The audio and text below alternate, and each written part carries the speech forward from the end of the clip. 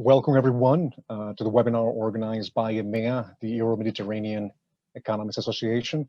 The first thing, I just want to make sure that everybody can see me and hear me, so a thumbs up will work. Also, I just want to remind everybody to turn off their mics. And I'm Alonso Soto. I'm a Bloomberg correspondent covering Nigerian economics as well as African economics. I'm currently working out of the Madrid office. It is a very salient webinar to discuss key issues for a continent that seems to be quickly falling behind the rest of the world. A continent with great potential, vast amount of natural resources, a young population, and largely untapped domestic markets. But the pandemic has made that road for development much more difficult. Now, governments are using what little resources they have to battle the pandemic, and while revenues continue to press as the continent slowly emerges out of this recession driven by the pandemic. Even before COVID-19, financing for development has been a key issue in the continent. For the last 2 decades, China has become one of the main creditors and investors in infrastructure in the region. The amount of loans and the lack of transparency on some of them has raised questions among politicians and some social activists in Africa recently. And what's more, we see the pace of Chinese lending easing in 2019 and clear signals that more cautions from Chinese lenders. Eurobond issuance has also increased exponentially during those same years, and the markets have opened up again after last year's turmoil. Other private financing has come in, but remains complex as perceived risks remain high. Now, the prospect of higher interest rates in the United States that could lead to outflows along with dwindling revenues increases that risk perception. Without options, central banks in the region could again increase deficit financing like we see in places like Nigeria currently. That type of money printing brings back some of the past memories of hyperinflation in the region. A deterioration of the finances of these economies increases the risk of default that could close down again debt markets. That leaves a big question on who can fill that financing gap and what new instruments can be used to set up the basis for development. Now, we will have 3 presentations followed by remarks from 3 experts. I will then ask some questions and we will open the floor for the public to also send their questions. I remind everybody to please send their questions. Now I go back to Professor Ayadi. She's the founder and president of EMEA. She's a senior advisor at the Center for European Policy Studies, professor at the Business School, City University of London, and academic member and chair of the European Banking Authority. So go ahead, Professor. Good afternoon, everybody. Thank you very much, Alonso, for your kind introduction. And I would like to welcome everybody to this webinar on debt transparency, infrastructure development and financing in Africa. So let me start with my introduction, which is based on a current research and policy analysis that we are developing on debt transparency and infrastructure development in Africa. So practically, I will have 12 minutes to 15 minutes to share with you some introduction on the real problem of over-indebtedness, debt vulnerability, and unsustainability in low and middle income countries. Majority of those are seen in Africa and Middle East. Also assess the recent initiatives by international organizations and private sector to improve debt transparency, as it is, as you mentioned, Alonso, is a core of the whole debate of debt infrastructure. And also I would like to share with you a proposal we made in 2020 to enhance debt transparency and make a case for enhanced transparency for financing private-public partnership transactions for infrastructure development projects. So let me start with the current development. I think this topic is really on the top of the agendas of policymakers and international organizations, particularly in the current COVID-19 pandemic, which has really caused widespread concern about increasing vulnerability and unsustainability in both developed and emerging economies. Now, if we look at the data on the debt stock since 2019, these has been quite high so when all these countries started the COVID-19 pandemic. And it is really moving into upward trend up to 2021. For example, in some countries, it is really increasing by more than 20% in terms of GDP. This is mainly the advanced economies.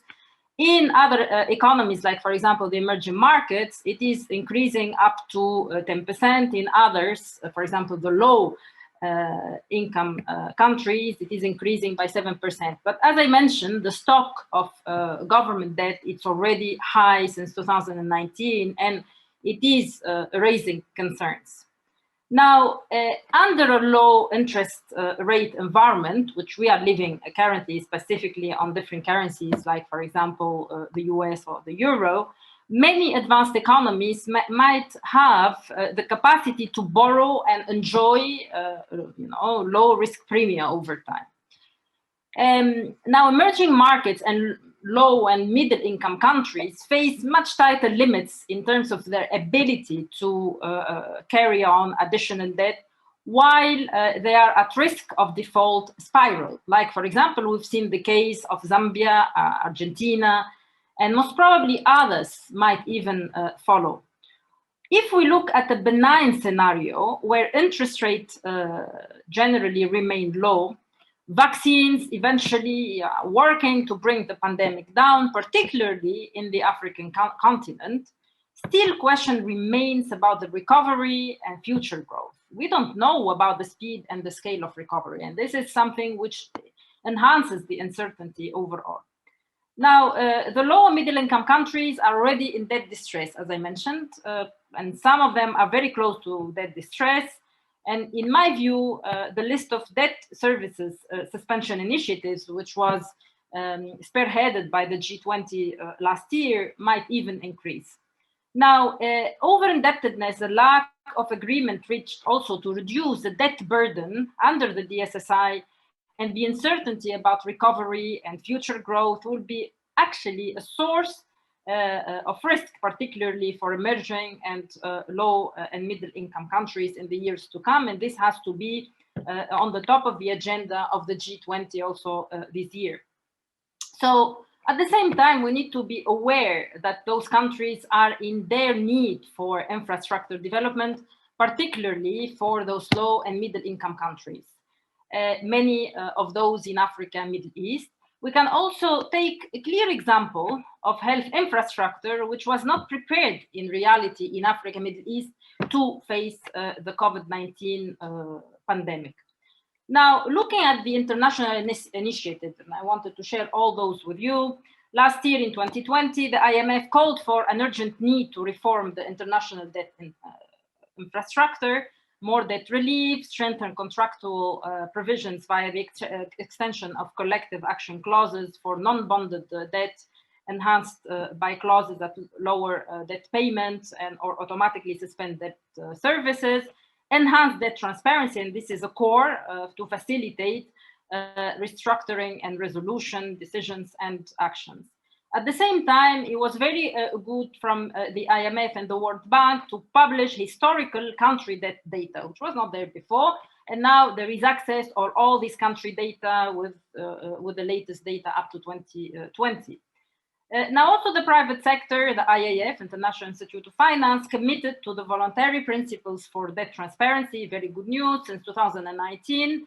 And they are really pushing for further debt transparency in this field.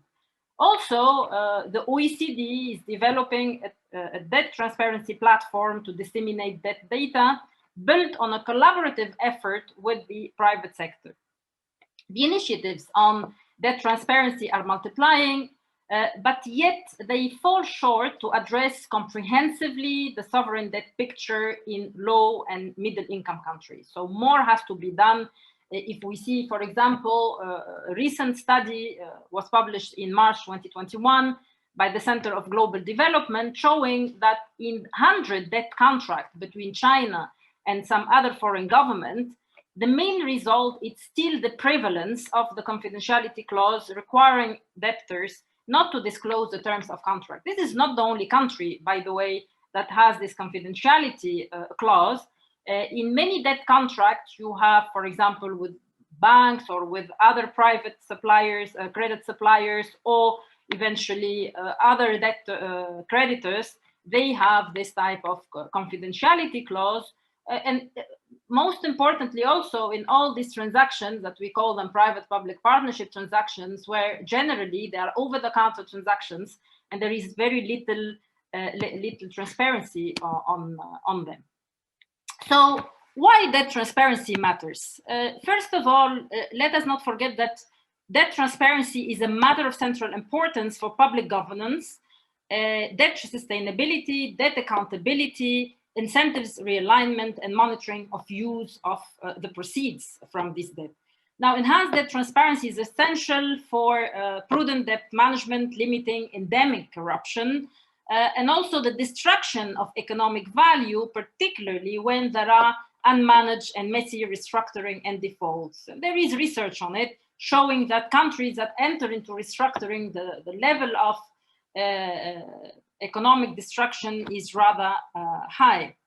Now, debt transparency is also, very importantly, the first step toward contract standardization and more efficient use of public funds. So obviously, debt transparency here will allow creditors, not only the Club of Paris and other countries, World Bank, IMF, and private creditors, to monitor and guide borrowers in the path of debt sustainability and good macroeconomic management, and also in the long run to lower the risk premium for debtor countries. This can happen, of course, if countries like China, Russia, and others will follow the same rules when lending to this type of countries that are in general quite vulnerable. Now, in the long run, more certainty about debt stock and flow, more transparency in terms of individual debt contract will impact the probability of default and recovery rates, will lead to better monitoring of the use of funds and better assessment of the efficiency of the use of those funds. Now, I want to share with you a proposal we have made last year during the G20 in Saudi Arabia within this T20, which is the think tank 20 of the G20. So our idea was mainly to implement a public interest repository for the recording of granular old and new sovereign debt issuance per borrower and creditor to boost global debt transparency. Now, this repository should be structured as an independent, open access, real-time, also tech-driven, because nowadays with the digital possibilities, we can build technology based on a distributed ledger, such as blockchain, also to ensure data integrity. In the short run, when debt transparency is low, there should be a requirement, a firm requirement, to register new granular debt issuances by public and private creditors that is conditional to the non-subordination in the case, for example, of default and restructuring. And this will help to align the incentives. Now, countries, borrowers, and also other creditors refusing to contribute to the global transparency initiative will be identified, so looked at, and hence they will see their cost of funding generally increasing. Now, new loans and other type of debt underwritten or arranged by private financial institutions that are not subjected to registration, official registration in this global debt registry, will have to be assigned a higher risk weight under the Basel rule. All of these are possibilities, so to align the incentive. These are what we call our proposals, in fact, for enhancing that transparency over time. Now, another proposal is also to, for all sovereign debt issuances, will have to become an integral part of the risk assessment matrix at the supervisory review process of regulators, banking regulators. Now, what we are doing with this? So we have developed at Euro-Mediterranean Economists Association a EMEA debt transparency platform for research to collect and disseminate the granular data on African debt issuance per transaction in collaboration with our partners of EMEA. Now, we have already collected data on Angola and Ghana in collaboration with our partners. So, and the intention of this platform, which hopefully we will try to test this digital ledger technology, could be linked to a verification mechanism of the validity of this data, and also trying to benefit from this record immutability.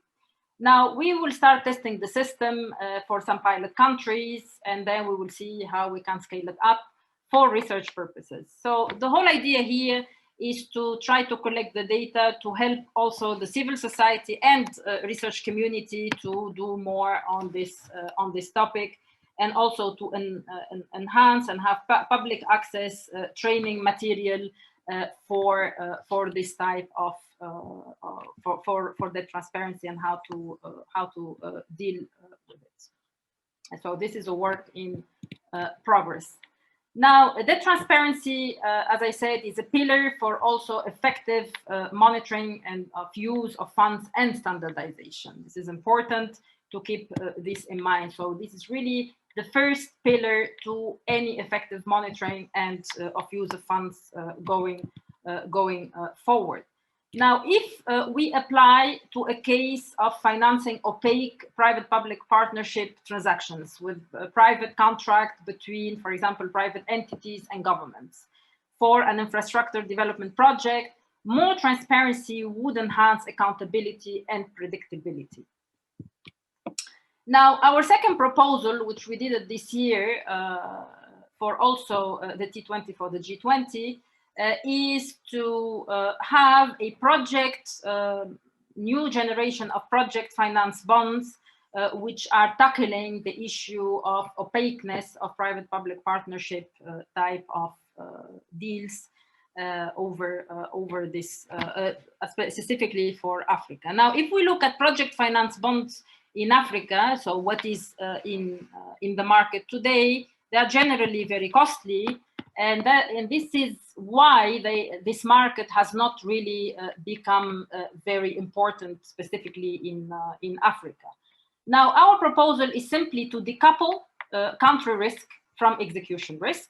Now, the country risk, of course, is the debt that the country will get, which is underlying sovereign debt. It must be registered and must be issued for an international development project.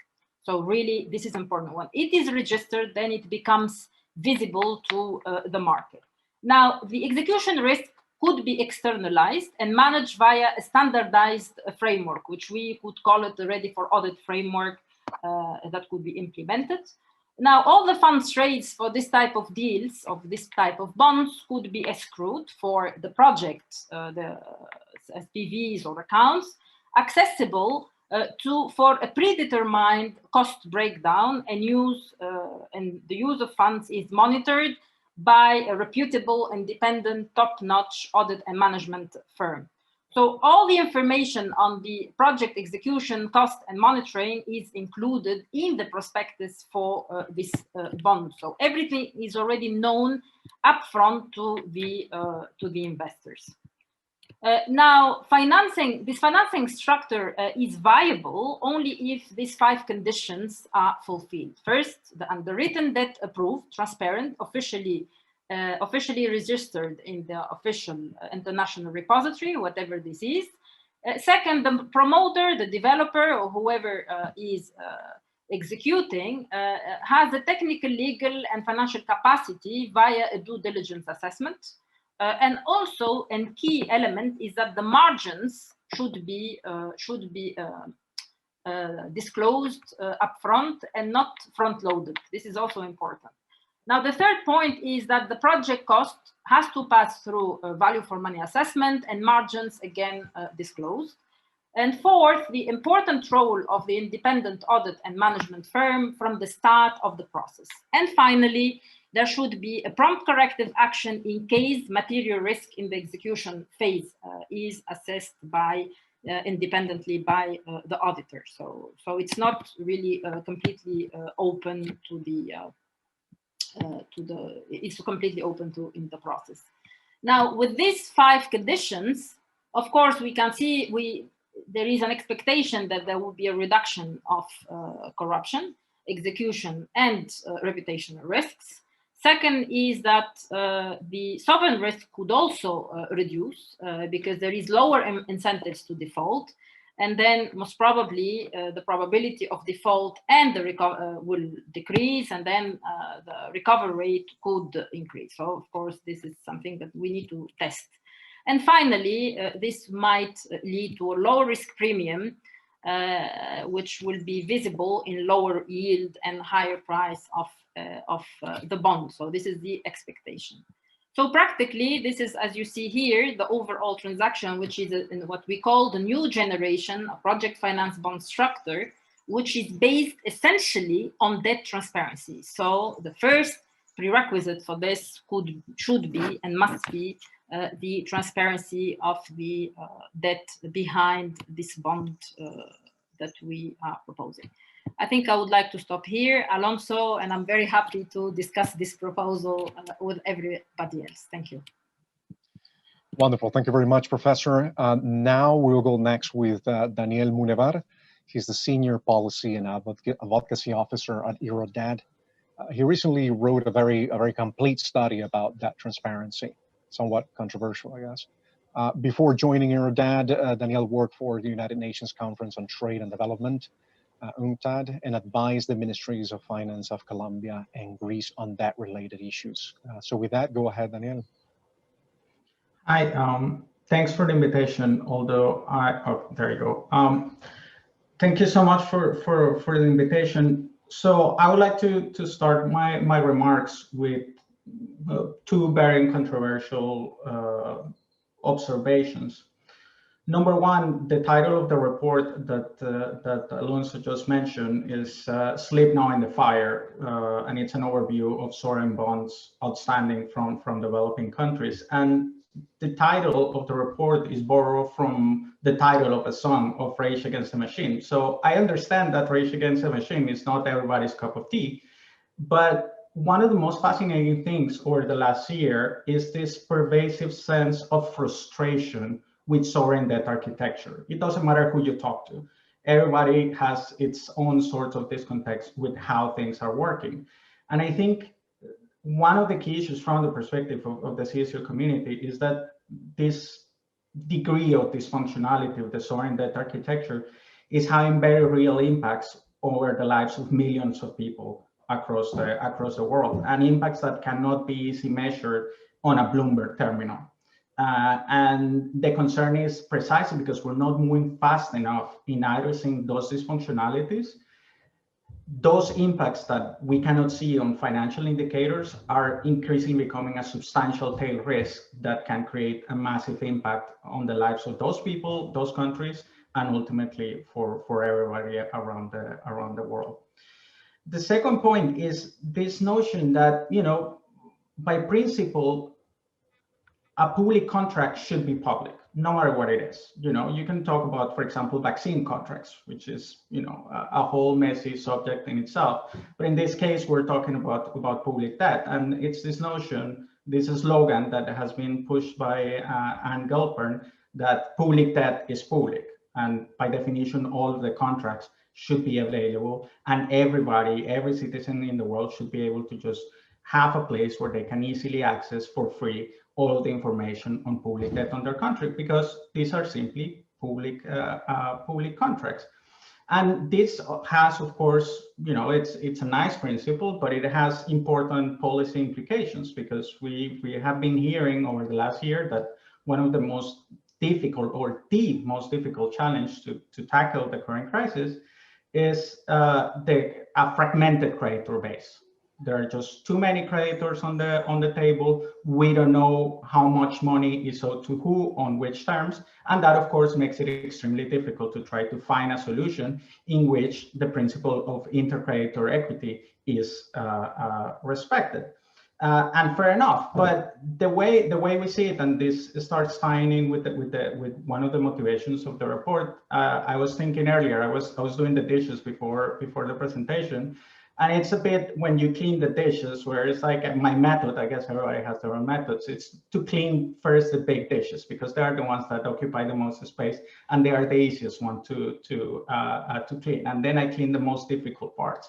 And I think if using this metaphor and thinking about how sovereign debt markets work, the big dish is sovereign bonds. Sovereign bonds represent around 60% of the debt of the external public debt of developing countries. So if we're talking about transparency and how to improve disclosure and how to have a better understanding that ultimately serves the citizens of the world in trying to better manage their public finances, that's the place to start. And one of the problems that we found is that there is actually very little transparency in this area. And it's quite interesting because if you look, for example, at the principles on that transparency of the International Institute of Finance, bonds are explicitly excluded from disclosure under the understanding that there is already enough transparency in this area. So we shouldn't be doing anything about it. And what we found was that actually that's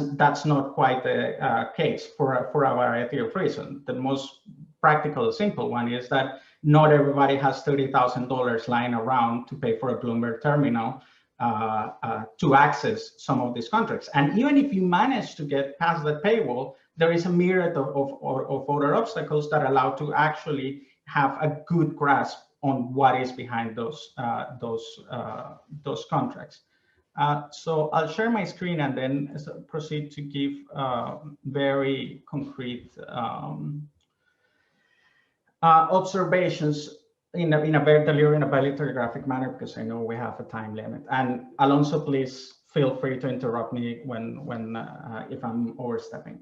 So very briefly, what bonds were included in this analysis? So we looked at bonds that were issued in dollars, euros, or Japanese yen, issued in a G7 markets by governments, sovereigns in middle or low income countries.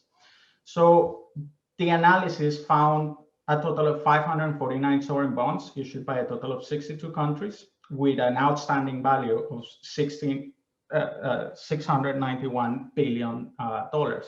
We're talking about transparency in Africa. So what we see is that basically from this figure, around $80 billion are bonds issued by countries in sub-Saharan Africa.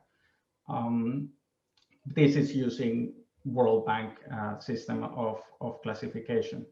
What we found is that the share of these bonds in terms of the total picture really depends on the region and the income level. But in estalized terms, basically, if you're a middle income country, these sort of bonds represent around 40% of your total level of debt. One of the first issues, and this was mentioned by Ayadi, which is the issue, the impact that transparency has on borrowing costs. So we did this map where we looked at what is the average borrowing per country. And it's a very interesting picture because if you just basically look at the countries that have borrowing costs over 6%, it's just basically Africa. So it's the region that clearly has the highest borrowing cost. And this has very substantial impacts. We can use the different interventions to discuss of why is the case, but it's pretty clear from this picture that borrowing costs and how to address those in the region it's an important policy discussion on addressing both debt distress, but more important going forward, how to finance a recovery. The other important policy issue, which ties in with my first comment of what is the impact of this dysfunctionality has, is this, which is we're basically in borrowing time, on borrowed time. If you look at the profile of redemptions and interest payments of these bonds, you see that in the case of sub-Saharan Africa and the MENA region, there is basically an increase over the next couple of years. In the case of sub-Saharan Africa, the most substantial lump of payments is in 24 and 25. So why it's important? Because in the current context where you have the DSSI, where you have the issuance of SDRs, and where you have high commodity prices, this is creating a situation where countries actually have the possibility to continue meeting their debt payments. But the concern is what happens in a couple of years down the road if the economic recovery doesn't take place, if revenues don't increase in line with projections, and you have a situation where several countries are going to be unable to meet their debt payments on the one hand, and where we basically have lost a couple of years in trying to devise a systemic solution that ensures that there is a safety net to protect most of the countries in need. The next important point of the report has to do with the distribution of governing law of contracts. So what we see is that in the context of the discussion of the DSSI, the discussion has to go through the UK, because actually most of the contracts that are issued by countries in Africa are issued in US dollars on the one hand, but under English law. So if there is any need, as the IMF discussed in a paper that they're releasing in October and so on sovereign debt architecture, if there is a need to adopt more substantial measures, the discussion is going to have to go through the UK, because most of the bond contracts are issued under English law. Another important element, and this also ties in with the presentation that Professor Ayadi just did, has to do with the presence of collective action clauses. What we found is that actually, precisely because it's so difficult to access the prospectus, we couldn't access around 40% of the prospectuses of bonds issued in sub-Saharan Africa. So you have a circumstance where, for example, if you look in the case of Angola, we can see that, for example, 63% of the bonds issued by the country have fourth generation clauses. But they also have a couple of bonds that are under second and third generation. I think at least one bond that doesn't have CACs. And one of the things that we're doing is that we're starting to see that there is some price discrimination between those bonds. And this is especially noticeable in the case of Kenya and Ghana, where bonds that don't have CACs are actually trading in better terms than those that we have CACs. And that's a clear indication that distress funds that are specialized in distressed debt are probably buying up those bonds on the assumption that eventually there's going to be a debt restructuring and they can potentially benefit from aggressive litigation against these countries. The next point has to do with the composition of sovereign bond underwriters, namely who underwrites the bonds of developing countries. And what we see, it's actually quite interesting because there is a substantial degree of concentration amongst the top three firms, which are Citigroup, Deutsche Bank, and JP Morgan Chase. And you can see better that picture here, where basically if you add those three firms, they account for around 50% of the total underwriting amongst all developing countries. In the case of Africa, it's also roughly, sub-Saharan Africa, it's roughly around 50%. So why is this important? Because thanks to the large degree of concentration, it should be easy to engage on voluntary actions by these large underwriters to improve disclosure criteria to ensure that bond contracts are publicly available and easily accessible by all interested parties. And I'm coming close to an end, so Alonso doesn't have to stress. And that has to do with who actually holds these bonds. One of the things that we found is that actually there is very little transparency in this area as well. And this is important because if you have a better understanding of who your creditor base is, then it's going to be much easier to manage, to improve your debt management risk assessment. And what we found is that basically you can only see, quote unquote, see around a quarter of the total bond holders of developing countries. And the share really varies widely. One of the interesting things we found is that if you look at this map, actually countries in Africa, you can observe around 40% of their bondholders compared to a global average of around 25%. And the reason for that is because the markets are so relatively small compared to large players such as Indonesia or Brazil, that even a small investment by a large asset manager represents a substantial higher share of the total debt of this country. So this is actually a positive aspect of the research, that compared to other regions, actually we have a better understanding of who the creditors are, at least in the case of sovereign bonds in sub-Saharan Africa compared to other regions.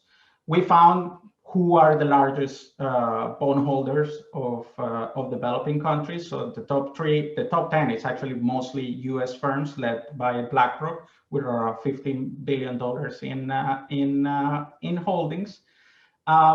This graph is a bit complex, but the insight is that if you look at the total number of bonds and compared to the assets under management, their exposure to developing countries is really small. So basically, that means that when you look at from a global perspective, the systemic implications of debt relief for developing countries is fairly small.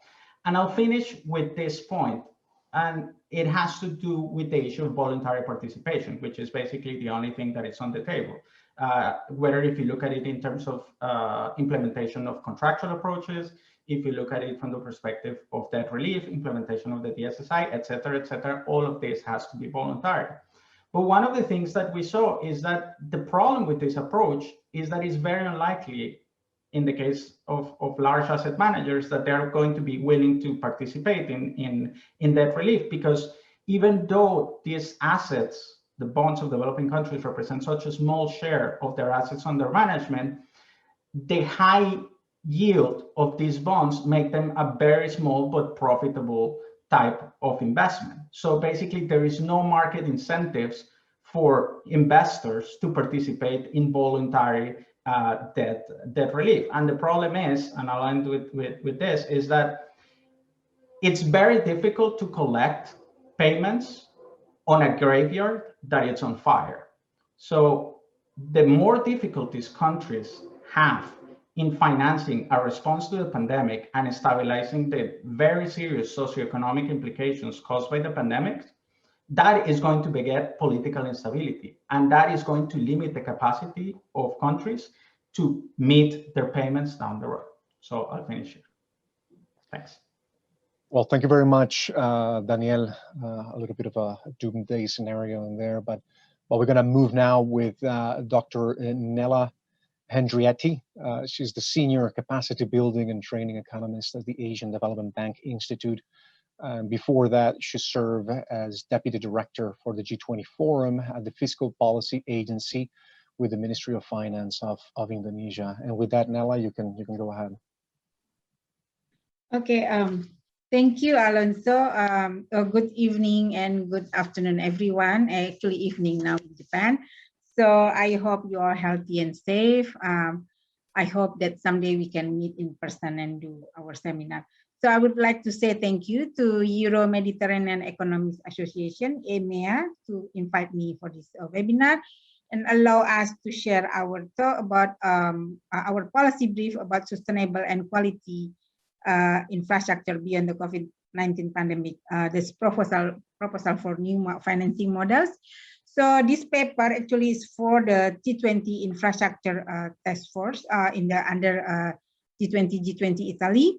And the paper is a collaboration between ADBI and EMEA. So in ADBI side, we have Professor Tetsushi Sonobe, myself, and this Dr. Dina Asgaliyeva. And from EMEA side, we have Professor Rim Ayadi. So actually in the paper, my part is more about infrastructure investment, actually. So in Asia, because ADBI is under ADB, and we try to improve ADB developing member economies.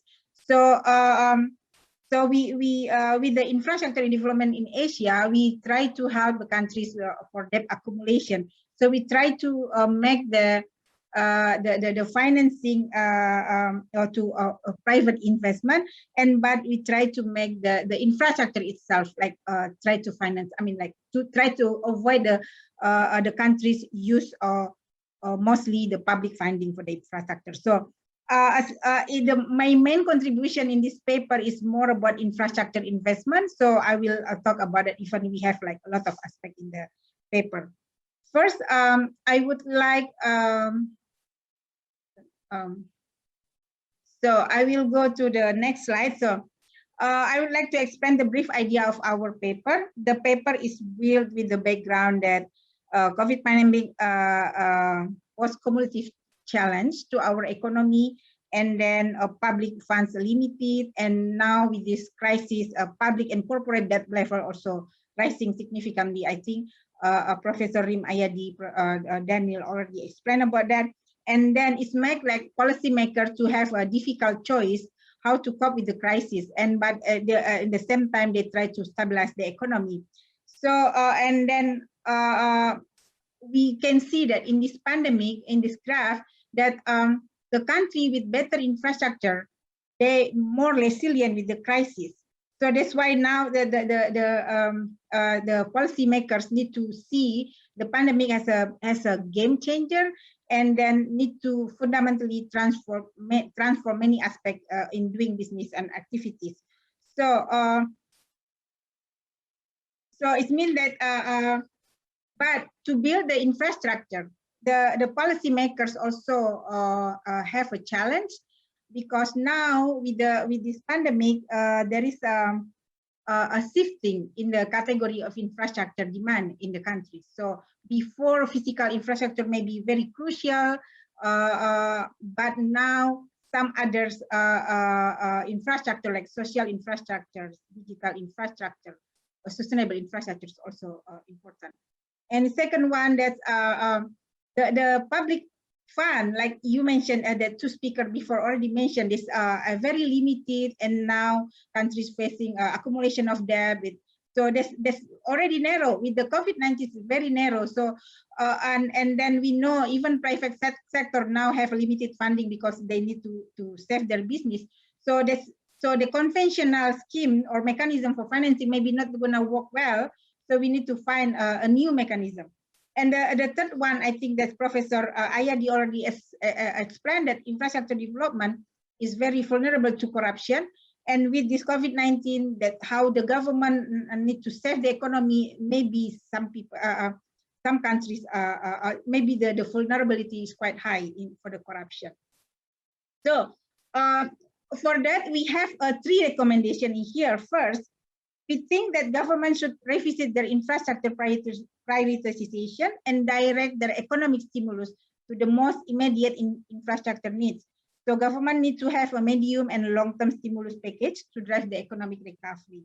And the second one, government needs to have new financing scheme or model.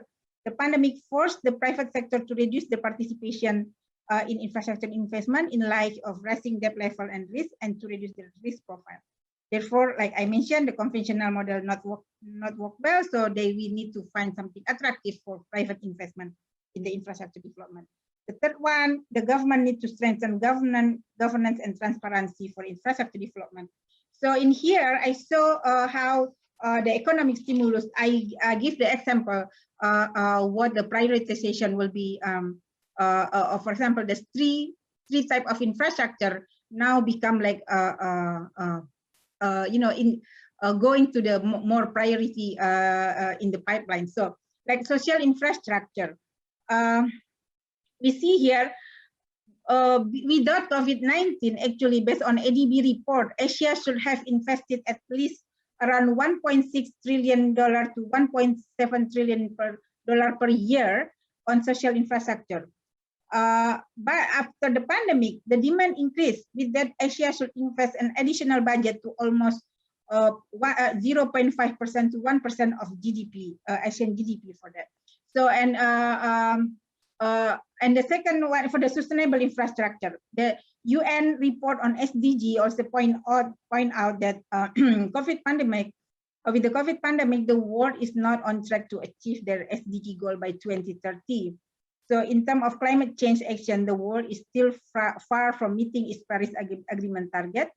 So there has been a rise in climate-related infrastructure project, yes, and that's but especially that for renewable energy, green bond issuance.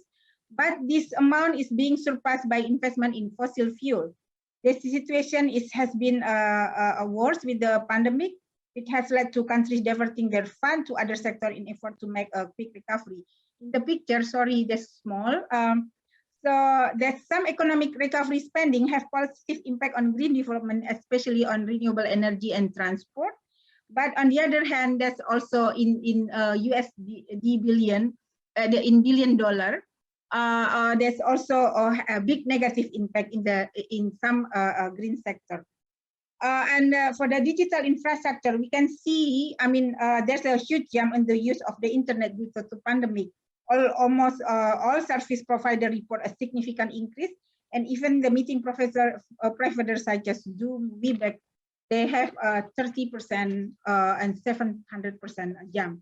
So, and there's also discussion that the trend will also change the consumer behavior. Even the crisis finished, the behavior of online meeting will still continue. So that's why the government need to put the prioritization on the digital infrastructure.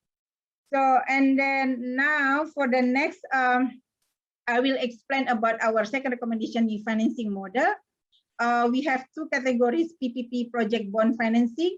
That's by RIM. I think I don't have to explain this one. RIM actually already explained that, how the PPP, I write down here that PPP should decouple by transparency and PPP financing framework, decouple financial and then have a performance risk. So then we can monitor the debt transparency for the infrastructure project. So, and then we have some option for bond for infrastructure investment, the green bonds and revenue-based loan.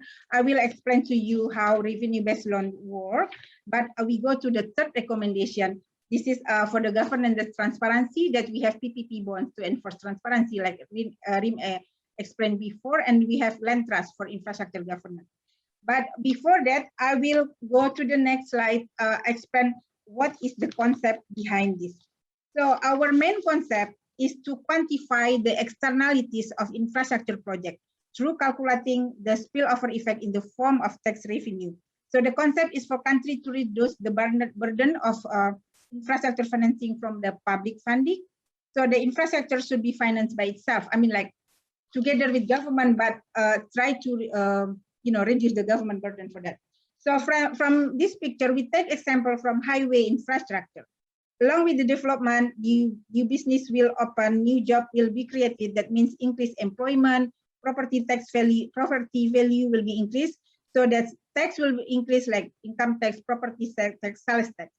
There is a methodology to calculate the increase of tax revenue. We call a difference method. So we calculate the tax on the surrounding area of infrastructure before and after the construction. So the incremental tax equal to the difference of tax revenue on and after before the construction should be calculated and then distributed to investor in addition to user charge to compensate the investor. So that's also, like private investor said, oh, the risk quite high and the return is low because it's depend on the user charge, that we can solve the problem from here. So I come back to revenue bond, how the revenue bond based loan the revenue bond is like investment instrument where the compensation is based on the performance of infrastructure project, considering the significant spillover effect created by that. So the issuer of the bond can be a government or construction company. The yield of the return of the bond is floating based on the performance of infrastructure project. So to maximize so it's kind of like encourage the government and infrastructure companies to collaborate. So to build, the business around the area, so they can work together to boost economic development in the region. So the more economy in the region develops, the more the positive spillover increase and then there will be more tax revenue that can push the yield of the bond to rise. So in the first few years here, yes, the actual rate of the return from infrastructure investment may be low. Then you know you can see in the graph. So that time the government to intervene with the incentive of interest rate, like subsidy for the interest to the yield. But when the rate of return becomes high, the initial loss of the infrastructure bond will be compensated in the spillover effect. If the spillover effect increase, the interest rate or yield of the bond will rise. So that's the concept of the revenue-based loan that we can call like infrastructure bond or floating bond. So that's the concept. So and then now I go to the land trust for infrastructure governance. In here, we are still also use the concept of spillover effect to compensate the landowner. This concept is to solve a problem we have in land procurement and land acquisition. The landowner are usually hesitate to sell their lands for infrastructure because they cannot enjoy the economic value of the land when the economy growing after the infrastructure built or constructed. So, and then also, I mean, you know, wherever in developing countries that need the highway infrastructure, there's always like land mafia, right? And then, but if we have that kind of land trust concept in there to promote governance and transparency, so the land trust, beside the agent for the landowner, they also need to follow professional, professional conduct to manage a trustee.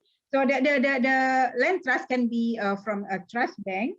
The name can be many things in the country, so doesn't have to name land trust. So, and the land trust, they are required to publish the data of the land, the revenue increase from the infrastructure, and to be able to, for the land trust and landowner to know what the return of their land. So this needs to be transparent.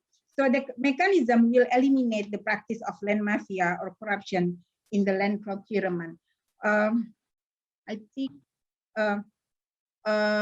yeah, that's from my side. I think I stop here and I'm ready to answer your question. Thank you. Well, thank you very much, Nella. We're gonna stop the presentation part of the webinar, and we're gonna go ahead with the discussants. We're gonna start with Deborah Sandstra. She's a partner with Clifford Chance, where she leads the firm's sovereign debt restructuring and advisory practice. She has a lot of years of experience and has helped develop a lot of the legal tools around sovereign debt. So go ahead, Deborah. You can start your discussion.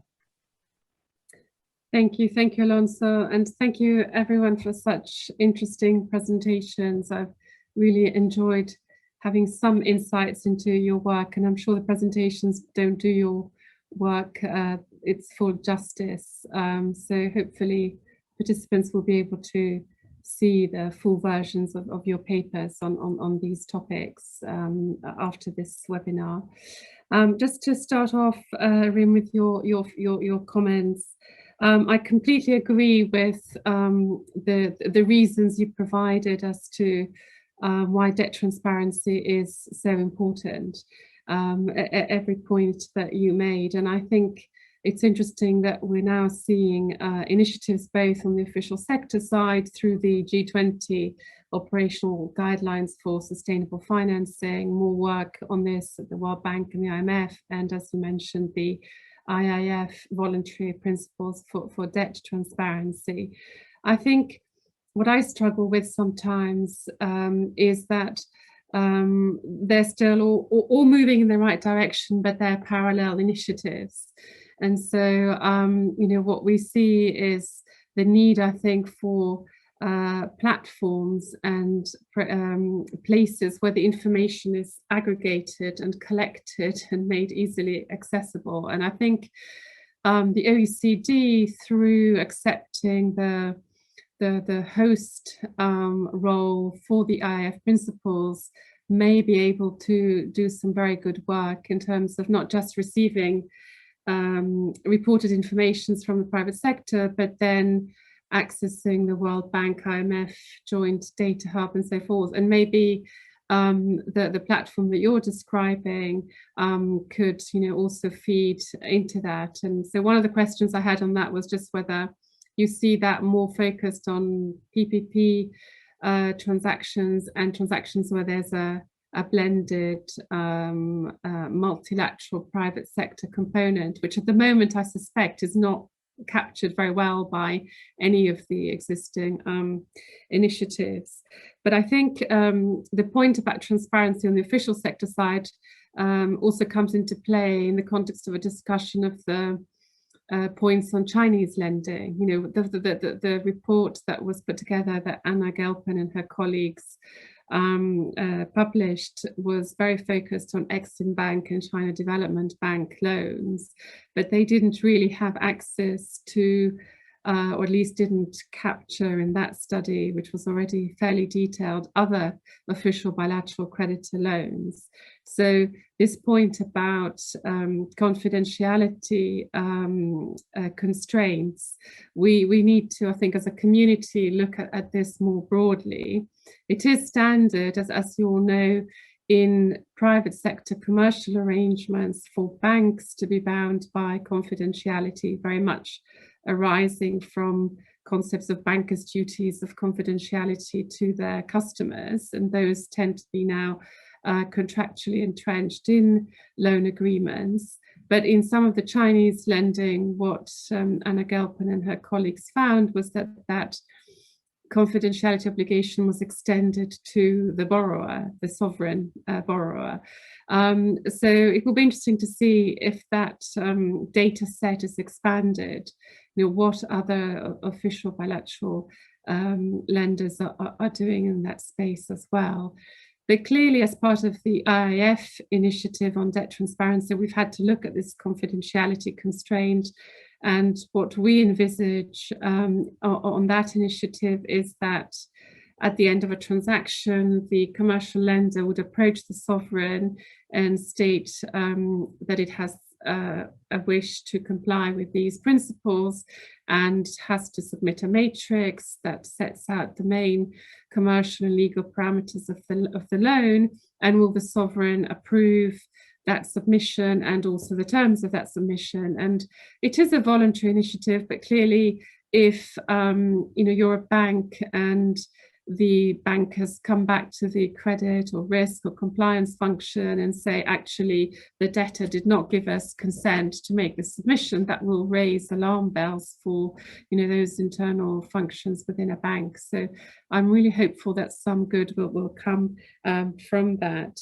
One of the things you mentioned was that in the repository that you're thinking about, that it could consolidate both old and new debt, which I think is really important and necessary. I do think, though, that unless the old debt is bonds, if you're trying to capture PPP projects or infrastructure transactions or loans of other types, that's going to be very difficult, because it will be one thing to agree carve-outs from these market standard confidentiality constraints for future debt, but for debt that is already in place, it would require the borrower to start a process of engagement with its creditors to obtain consents and so on, which I think from a practical perspective may be a little bit more difficult. I liked your idea of the linkages between reporting and attributing a higher risk weighting, because I think that's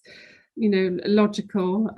If you don't have information and you're not prepared to be transparent about it, then why should it attract a lesser risk weighting on a balance sheet? However, that may not work for bonds and other instruments that won't have the same sort of regulatory capital treatment as kind of on balance sheet loans and so forth. So maybe another incentive will be needed in relation to that. The other, so maybe when we come back to some responses, you could just talk a little bit about how you see the differences between your platform and the one that the OECD might put in place, and if you think there's any potential for sort of linking the information so that on an aggregate basis it captures the types of transactions that you have in mind as well.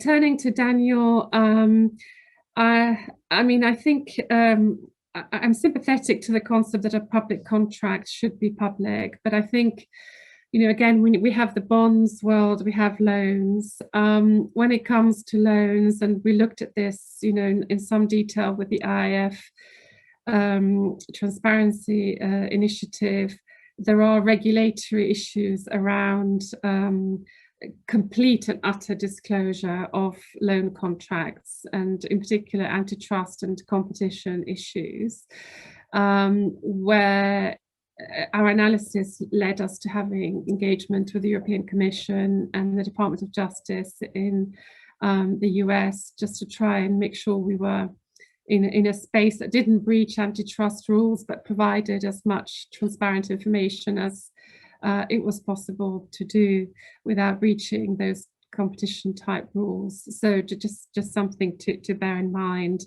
And you know, you mentioned the fragmented creditor base, which sounds very negative, but at the same time, it's diversification, so it should also be seen as a positive. And some of the drivers towards this fragmentation are also coming from regulation. So banks, you know, desire to free up their balance sheet to be able to do more lending, de-risking, etc., and trying to push products down to a separate investor base. And I think countries do benefit from that in terms of pricing as well.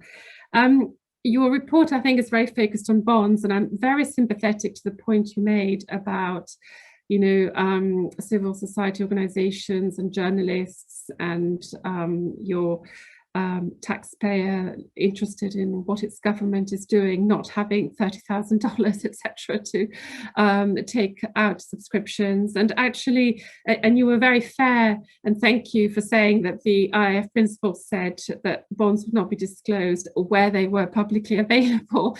And I think, you know, when I was helping to draft that language, I was sort of aware, but not as aware as, you know, you've drawn out, that there are these kind of cost constraints. And I think the thinking at the moment is that the IIF will try in the next round of these principles to just say that bonds should be reported. And, you know, that transparency, I think, does not just go with the book runners, the underwriters and so forth, but it also sits with the sovereign, because a sovereign should have good ongoing investor relations. A sovereign should have a good website on its central bank or Ministry of Finance where it could publish some of these prospectuses. Stock exchanges also that list the bonds could play a part in making prospectuses, offering circulars, information memorandum more accessible. And the one thing I'm not sure you really picked up on, but which I feel very strongly about as a practitioner in this area, is the need for indentures to be public, and that they definitely are not anywhere. So maybe you could focus some campaigning around that, because I think that would be good. But generally, you know, my area of focus on transparency has been in the loan stock of debt, because there, you know, that there is a real sort of black hole. And I hope, you know, that the IIF principles will change that. On the CACs, fourth generation, you know, I mean, most bonds, sovereign bonds now include fourth generation CACs. I take your point, there's a legacy stock of debt that does not. I think the fund at one point did look to see whether it could encourage sovereigns to undertake consent solicitation exercises to you know, replace old generation CACs with fourth generation CACs, and the costs associated with it. In the end, there was a sort of cost benefit analysis, and they just decided it was best to wait until over time fourth generation CACs kind of took over. I just wanted to say on this sort of investor base, I do think that even though the restructuring architecture is very ad hoc, investors do come together. So where a sovereign requests sovereign debt restructuring discussions from its creditors. We've seen recently in the cases of Argentina, of Ecuador, Zambia, Sudan with the HIPC initiative at the moment, that creditors do form committees, despite some of them having constraints in terms of costs and the ability to obtain instructions from the end investors and so forth. And I think, and I'm sure in the case of Africa, where African countries reached out to the international private creditor community and sought restructurings, groups would form to engage and negotiate. And it's true that with the DSSI initiative, there was no comparability of treatment. And there was, I think some loans on the private sector side were reprofiled in accordance with the DSSI terms, but we haven't really seen that in the context of bonds for DSSI eligible countries. But that picture, is much more complicated. And I think when we looked at the eligible countries in the DSSI initiative, only 25 or so had issued sovereign bonds. Many of the countries in the group relied entirely on concessional lending from multilaterals, and so would not have been able to have sought private sector contributions anyway.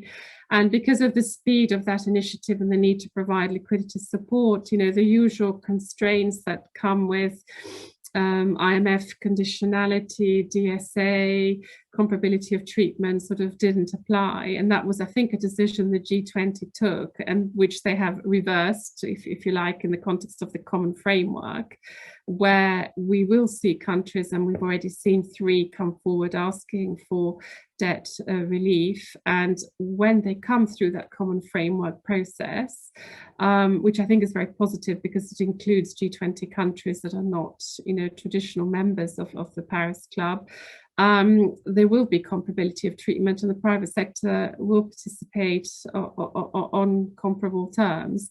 So I'm not so negative about the debt relief that may be forthcoming in the sort of midterm.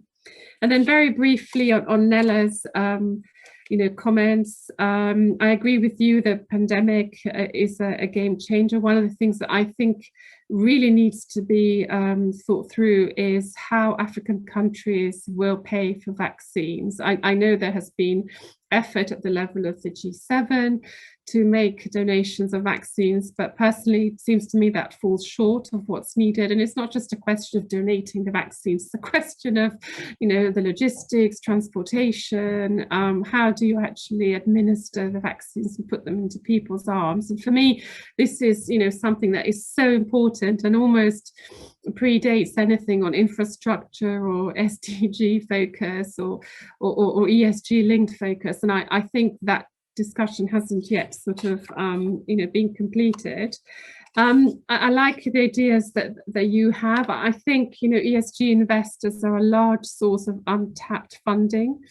So anything around thematic bonds, debt for nature swaps, nature-based solutions. A lot of these African countries are sitting on vast wealth of nature, based valuable assets that could be monetized, and the bad citizens of the world could sort of buy some of the carbon credits that could be generated and so forth. So I think that's a very interesting area of work.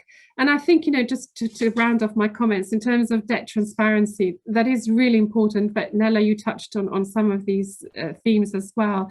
It's about the debt that is incurred, if any is incurred, bringing economic benefits and being not just to address budget deficits, but to actually generate wealth for the countries concerned.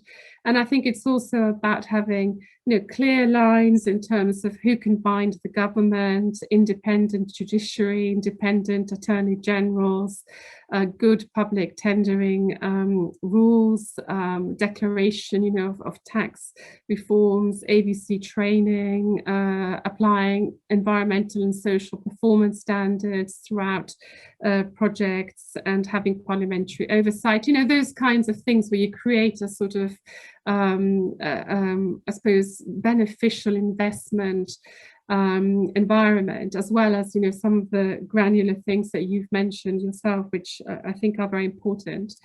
So I'll stop there and happy to take any questions as we go along. But thank you so much. The presentations were, very, very thought-provoking. Wonderful. We're going to move now with Fred Binka. He's the founding partner of TIA Capital, an independent investment firm focused on sub-Saharan Africa. Established in 2009, TIA Capital serves as a sub-Saharan African sub-advisor to a large institutional investor with over $20 billion in assets under management. So go ahead, Fred. Thank you, Alonso. Hopefully everyone can hear me. I think, in terms of the whole transparency debate, I think, in terms of Rim's presentation, I think she alluded, very accurately as to why transparency is so important. I think one is the sort of the catalyst for good governance, and the ability for increased transparency to enable civil society groups and even individual citizens to hold governments to account. I think maybe touching a bit on Daniel's presentation, where he seemed to suggest that that is not something that the private sector or private sector creditors are for. I wouldn't agree with that. I think sort of the desire for increased transparency is not the sole preserve of the other constituents I just mentioned, but it's something that actually is very much welcomed by sort of private sector lenders. In reality, transparency is the bedrock for any sustainable underwriting and investment environment. Without it, it becomes difficult for debt markets to grow, or the ability to improve the quality, maturity, and pricing of credit. So I think that's something that shouldn't be forgotten. And as somebody who is very much involved in investing in Africa, where there's a prevalence of low and middle income countries, transparency really is our best friend, not only in terms of assessing the true debt capacity of these countries, but also from a reputational risk perspective, especially when we're dealing with fragile states. When you're investing in such countries, transparency is essential to ensure that the funds intended for development aren't channeled into sort of nefarious uses, which essentially would leave the people of these states destitute, and you then have accusations of irresponsible lending against what are essentially well-intentioned investors. So it is very much a focus for I'd say commercial investors, private sector lenders, especially those who are actually ending up holding the risk. There probably needs to be a bit of a distinction between banks who are helping to underwrite and issue some of these loans and bonds, and those of us who are actually involved in ultimately wearing the risk and writing the checks that go to these countries and institutions. And again, I think, Daniel, in terms of the your presentation and the characterization of the Eurobond market, yes, I agree, it's not perfect, and there could be more done in terms of access to data, but I think in terms of the various markets we have, it's probably the most transparent source of capital for sovereigns. There's extensive disclosure from the issuing countries in terms of their debt position pre-issuance, and then real-time mark-to-market value for these bonds once they've issued, and these markets afford a degree of regulation and standardization which really serve to attract increasing number of participants, both issuers and lenders. And again, you've seen that in Africa, where over the last decade, over I think in excess of 100 billion of euro bonds have been issued. Many of these countries for the very first time. And I think it's important to note that the process involved in issuing such instruments has really increased the transparency in these countries dramatically. From the information gleaned when countries are obtaining a credit rating, to disclosures made in their bond prospectuses, to interaction with senior government officials undertaking roadshows where they can be quizzed on both fiscal and monetary policy, as well as other political and socioeconomic factors. These are all elements that really serve to increase transparency within these countries, and the bond market is a strong facilitator of that process. I guess having said that, like Deborah touched on, that there can be more done to enhance debt transparency in Africa. She mentioned the IIF's voluntary principles for debt transparency.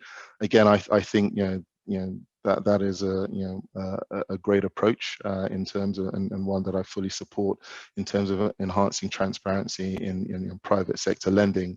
And the repository that the OECD has undertaken in response to these principles, again, I think it's a move in the right direction. That being said, I would also concur with Rim in terms of the points she's made, in terms of for it to be truly effective, the level of disclosure in that repository has to be on a granular level. Really, to make it very effective, it has to be facility by facility. And we've partnered with RIM and her organization in terms of developing this beta version of a more granular repository, and I think that's something that's very important. I think one point and maybe question to go back to Deborah with is when she mentions that in order to look at past loans and bonds, the process involved into potentially going back to the old issuers.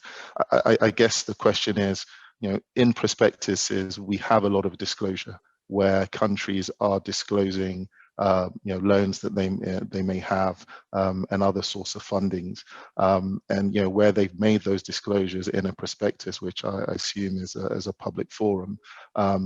Is that does that short circuit the process effectively in bringing some of those historical loans and bonds into this repository and public sphere? I think that'd be interesting to get her view on. In saying all that, I think that there does need to be additional steps. I think there's been a lot of focus on the private sector and private loans, but I think both Rim and Alonso, in terms of your initial comments, it's not just the private creditors that have been engaged in financing Africa's growth and infrastructure development. Bilateral and official sector loans also play a pivotal role, and data on this debt is crucial for full transparency. And in a lot of instances, actually, it's harder to get access to that data than it is to get access to public private sector financings, whether it be loans or bonds. And given that these bilateral loans are country to country, where it's taxpayers' money, or from multilaterals, where again there's an element of taxpayer funding there, it seems a bit perverse that accessing data on the nature, the size and maturity of those loans, it should be a much easier process. But I think, again, Deborah touched on this point. It really needs to be acknowledged that the biggest beneficiaries of increased transparency are the borrowers, and ultimately they need to play a central role enhancing transparency through greater and more frequent disclosure. I think that's absolutely key. And if we're not putting them at the center of this, there is an element of infantilizing these sovereigns, and essentially not letting them off the hook and taking responsibility for things that they should be doing. And I think there's the raising of these funds, and how are we then ensuring that the best use of proceeds are done, and I think again, in terms of RIM and some of her proposals in terms of the project finance structures or project finance bonds. I think that's a very interesting concept. I think again, in the first instance, transparency, where it's clear the funds and sums that have been raised, where those sums and funds can be tracked, is the first step in terms of preventing the most flagrant abuses of the use of contracted debts for purposes for which they're not intended. The mechanisms, such as I think Rim has touched on, where you can overlay strict waterfalls and various layers of oversight and ring fence monies for specific purposes. I think that's a very attractive proposition, and certainly that it's one that we've seen in the market very infrequently, but in some instances it's definitely worked very well in terms of financing the delivery. I think I put on mute. In terms of financing the the delivery of projects, but at the same time making sure that investors have clarity and have transparency on how that money has been raised. I think again, maybe a few other points in terms of that have come out of some of the presentations. I think Daniel, there's an interesting chart in terms of your assumptions about this, if you like, overhang of debt that is coming, and I think your question is how are we going to deal with this? I think it's for somebody who's a market practitioner, if you look at the US or the UK or other more developed economies, they have significant amounts of debt, and no one is pointing to a point in time where they're saying all this debt must be paid at that point. The reality is, they have treasury functions, they have debt management offices that are engaged in liability management to smooth that exposure. And for me, I have to say, at a time when there's been a lot of this hunt for yield, there's been a lot of demand for exposure to emerging markets, where if you look at the bond yields in a lot of these African countries, they have market access. And what I don't understand is why these countries are not coming to the market, not to raise additional money, but to perform liability management exercises where they can extend the yield curve, where they can extend and reduce the imminent debt service. These are things that again these countries should be engaged in and taking advantage of. And again you've seen that countries like Ghana, they came to the market, they needed to extend the yield curve. They also managed to get away with a zero coupon bond that matures in 2025. There's no debt service for that, and that's a way that they've been able to manage their debt liabilities and debt service.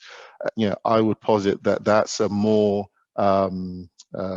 positive and more effective way forward than, let's say, Ethiopia, that again, for the sake of what they, I think they've termed as a slight extension of maturity, have gone through this common debt framework, which is has been untested, has taken a lot of time, during which the yields on Ethiopian bonds have risen, and it's led to a lot of volatility in that particular situation. So again, I think we need to not infantilize these countries, and I think we should be asking and expecting that they're utilizing the markets as they should be.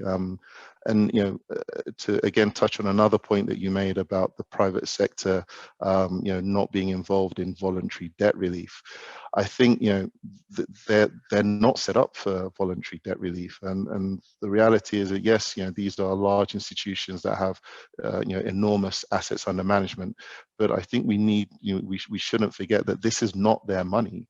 This is the money of teachers. This is the money of firemen, nurses. This is not BlackRock's money. They're managing on behalf of others, and they have a fiduciary duty to those investors who have their money with them. So I think to if you like, to criticize them for not engaging in voluntary debt relief, I think that's a bit unfair, because they're commercial institutions that are not set up in that manner. But as Deborah has alluded to, in the instances where countries do require a debt restructuring, and have contacted their borrowers and in order to facilitate those processes, responsible lenders have engaged and will continue to do so. But again, that's within the parameters of what they can and can't do. The voluntary debt relief is actually something that is not within their give, and again, I think that's something that we should be sort of aware of. And I think to Nella's presentation, I think the point she makes about COVID being a game changer, I think that is right. And in a myriad of ways, I think the reality is that at a time when so much of the world requires financing, requires investment to recover from this incredible destructive pandemic, what that means is that the official sector, bilaterals, will not have the wherewithal to address all the issues. And actually what we're going to see is private sector play an increasingly sort of important role. And I think it's one that they stand ready to play. But I think also then in terms of engagement, in terms of how they're perceived, in terms of how sort of we look at the responsibilities for those for the private sector, I think the discourse has to maybe change or at least evolve. We're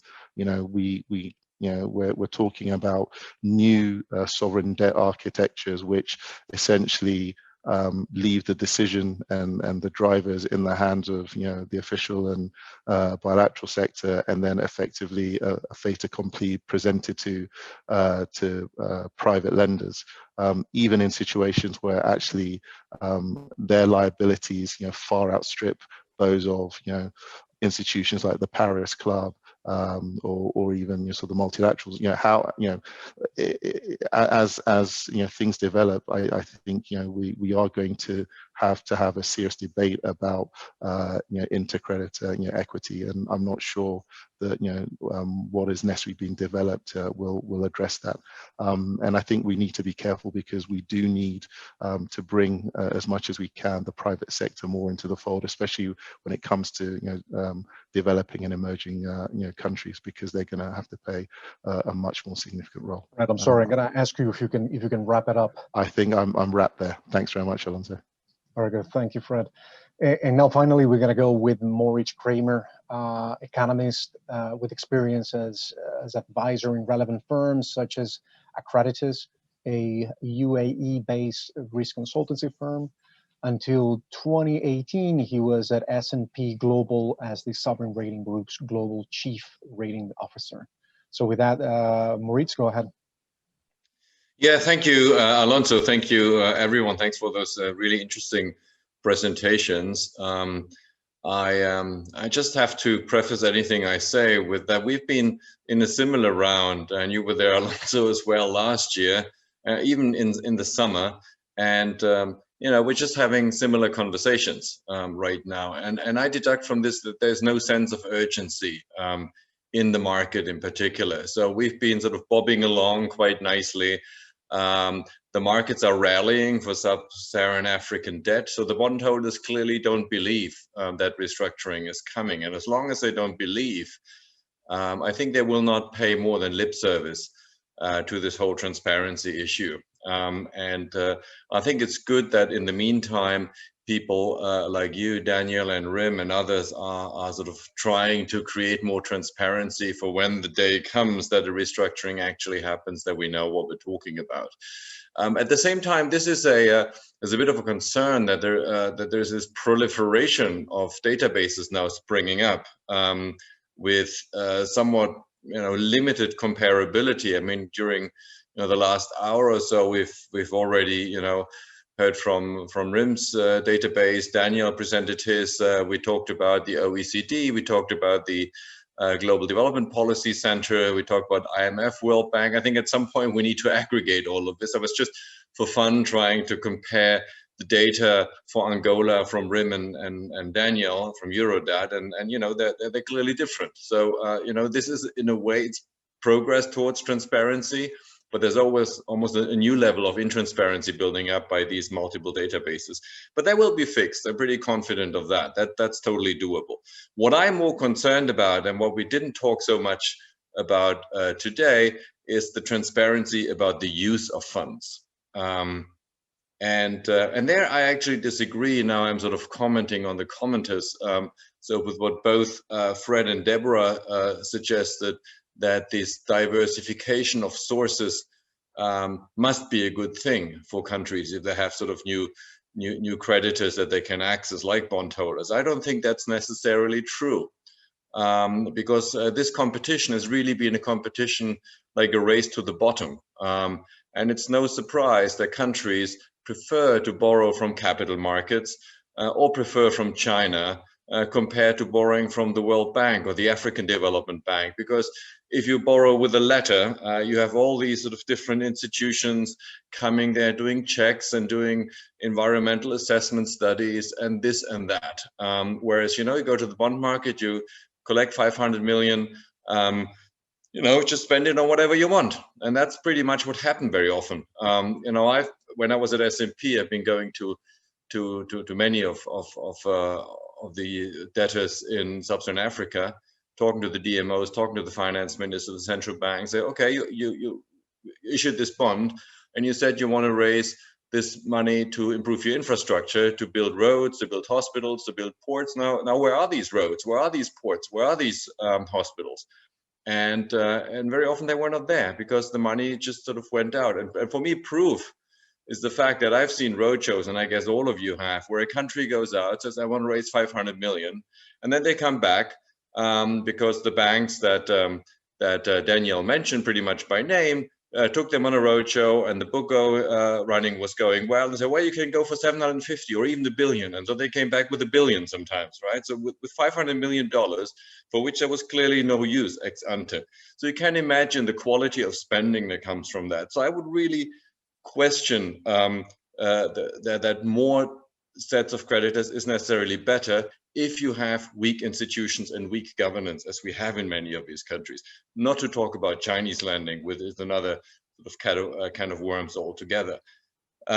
So in general, I'm not a supporter of instruments like green bonds, because I think money is fungible. And if we look at green bonds being issued by European countries, I think it's in most instances almost exclusively greenwashing, because nothing really changes on the ground because of it.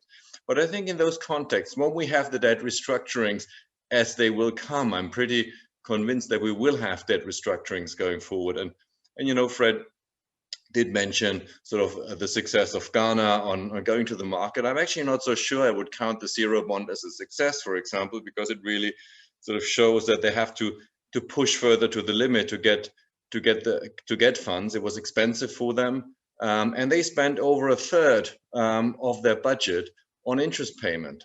So this is, you know, it's pretty difficult to see how in the long term this can go well unless you have a total growth spurt and you have a breakthrough in tax revenue collection, which we haven't seen in the past. So I like in this context if we have some SDG bonds or social bonds, as Ghana, by the way, is trying to issue now. So they say. So this will be very interesting to observe, because with this comes a certain obligation to monitor and to report on the uses of the funds. Money is still fungible, I accept that.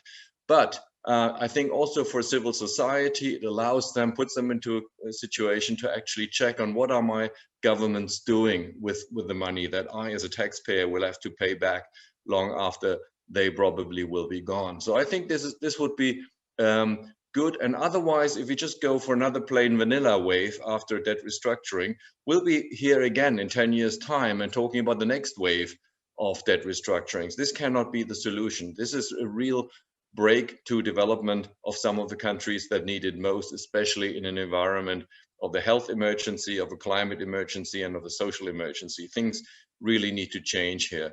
And I think, you know, issuing these bonds that create more transparency on the use of funds is actually also good finance, because we have this feeding frenzy on green, ESG, you name it, type of bonds, that you will probably even get a sort of a financial reward for it by having to pay lower coupons. And, you know, if that is the case, it's got to be really hard for countries to resist this and say, oh, I want to go plain vanilla. And I think with Ghana going to the market will be really, really interesting to see whether they get a better deal than what they would on an outright bond issue. And so finally, if we have some sort of policy bond, green or otherwise, I wonder why it should be why we should be focusing on infrastructure, really. I mean, my observation, and also looking at data from the World Economic Forum, it seems that there are other bottlenecks to development which are more severe and more urgent. And I think here in particular of education, which not only is sort of an impediment to growth, but it's also an impediment to social justice. I would much rather have these policy bonds being targeted at those sectors like health and particularly education, rather than having sort of more roads and more ports. They're good to have, they're important to have, the infrastructure needs to improve, but I just don't think this is the most urgent development need in many of these countries. So I've seen there are many questions, some of them really, really interesting in the chat, so I don't want to be in the way any further of those being asked, and I hand it back to you, Alonso. Thank you very much. I really appreciate it, Moritz. We're gonna jump right ahead with the questions. We don't have that much time, so I ask you guys to be concise. I will ask a few questions to broaden up the theme a bit, and then I'll include some of the public questions in here from some very good academics that I see. The first one is addressed to either Rim or Deborah, and you know, there's a lot of mention about opacity in Chinese lending to Africa and other parts of the world, but what about Western institutions like the Paris Club? You know, I have filed already 4 Freedom of Information Acts to try to get the Argentina 2014 debt restructuring deal, and it's impossible, being rejected, you know, and the official reason is because that information is confidential under foreign agreements. So, and the Paris Club also rejects my my request for, you know, for information. So, you know, beyond China, will these Western institutions also need to look at the way they do things, and how so?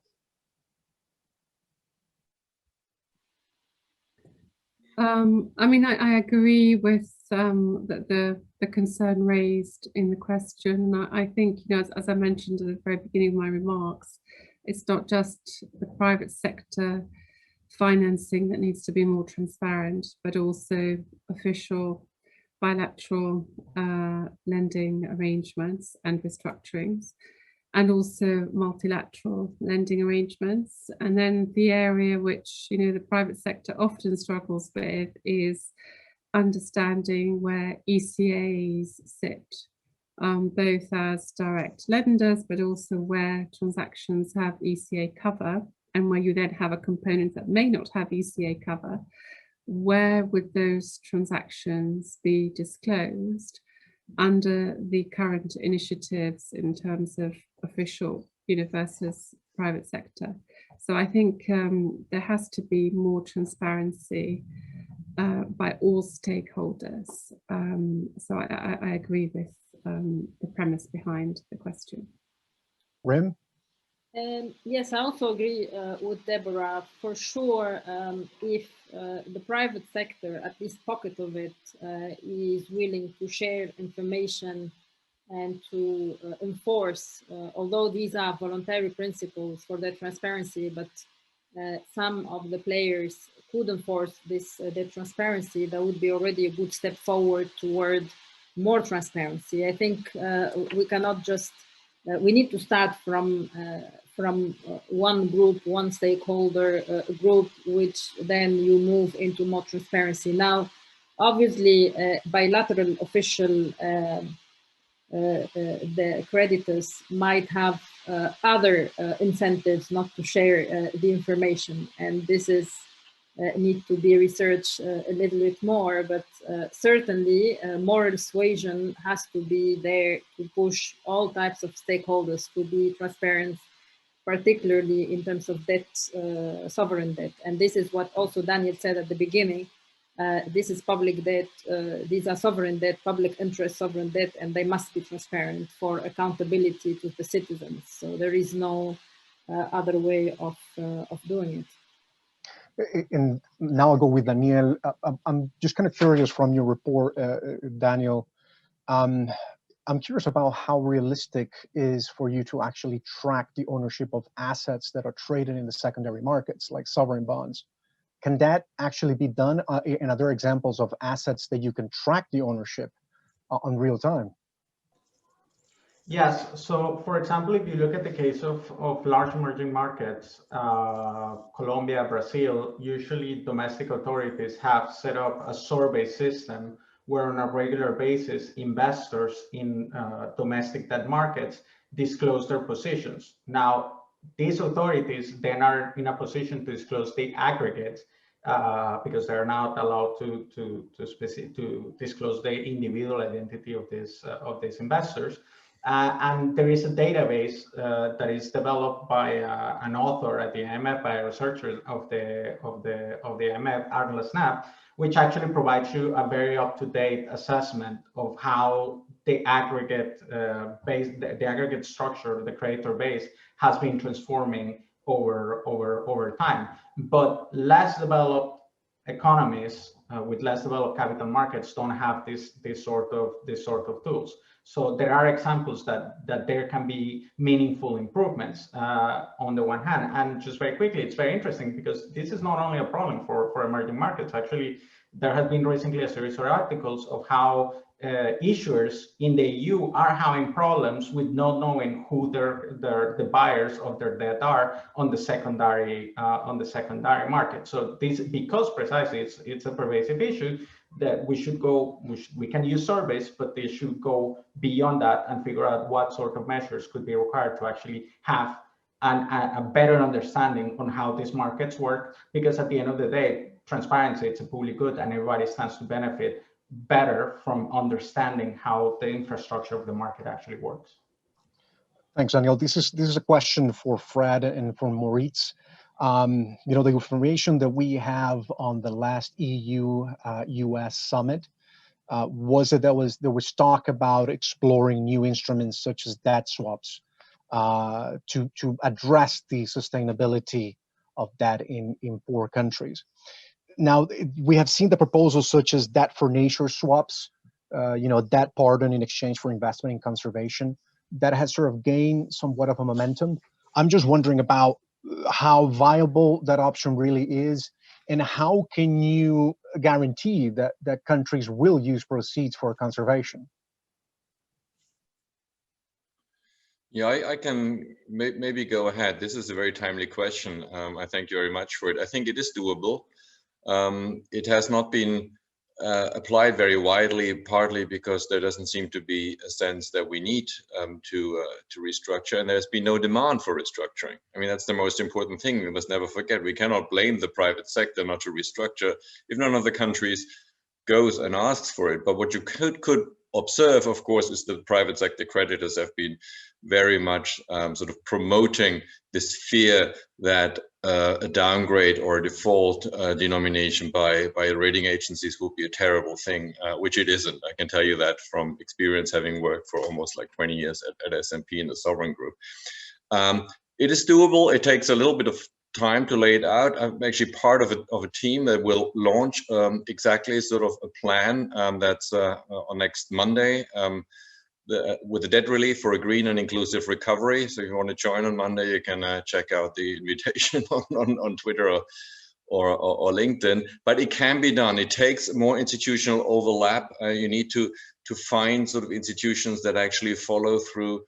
But it's not rocket science. A good mix of incentives and monitoring system can achieve it, but without demand for restructuring, nothing's going to happen. And it will be a niche game. I mean, we will not have, if you go like an Argentina or Greece restructuring, you will not do debt for nature swaps. There's simply not enough nature out there to be saved. But, you know, in many of the countries we were concerned about today, I think it is possible. Fred?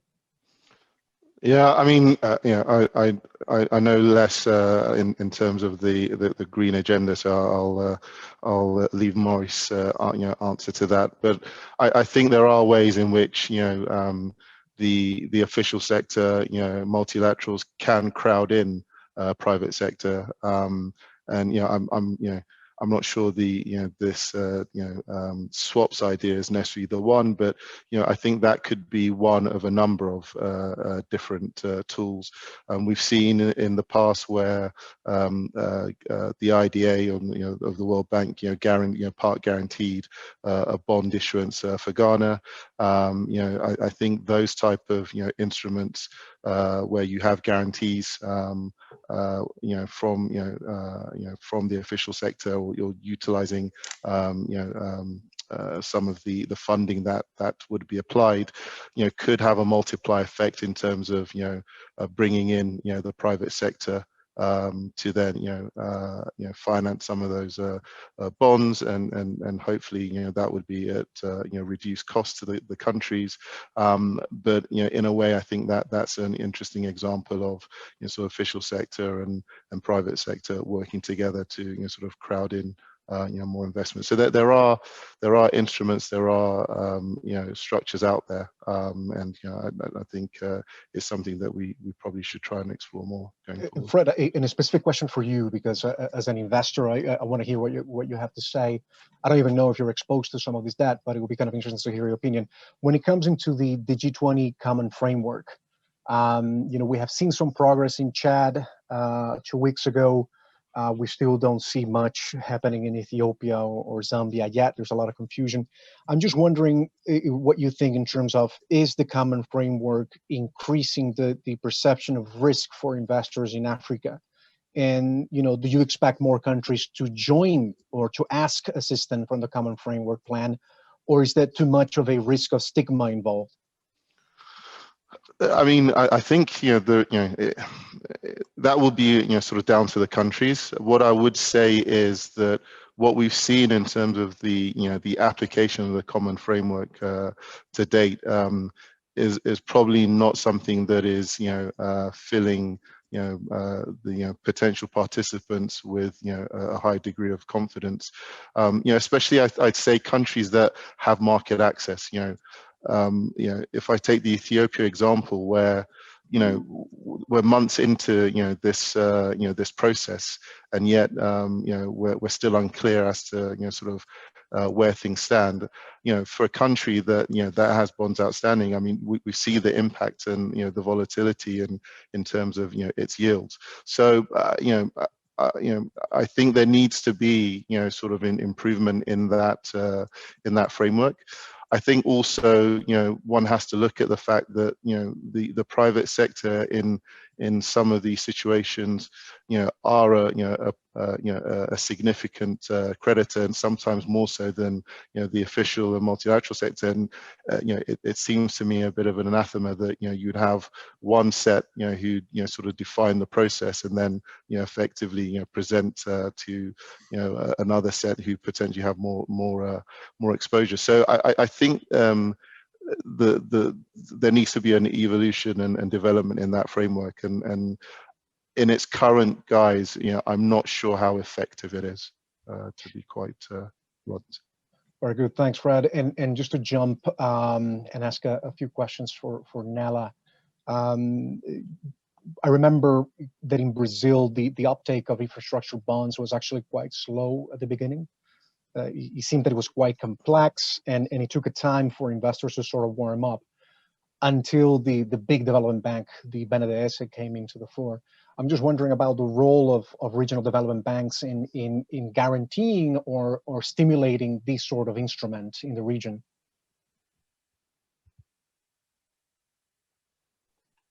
Thank you, Alonso.